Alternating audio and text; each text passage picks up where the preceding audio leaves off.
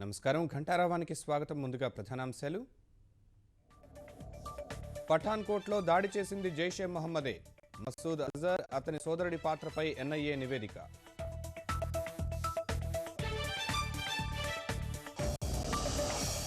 అమరావతికి స్వచ్ఛందంగానే విరాళాలు ఇస్తున్నారు. బలవంతపు వసూళ్లు లేవన్న ముఖ్యమంత్రి.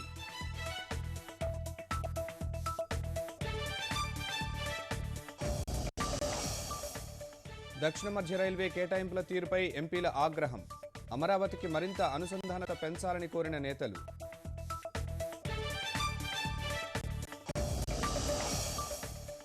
ఎట్టి పరిస్థితుల్లోనూ కోడి పందాలను అనుమతించబోం.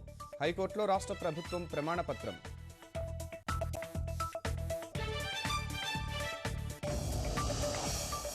కశ్మీర్ సీఎం ముఫ్తీ మహమ్మద్ సయీద్ కన్నుమూత.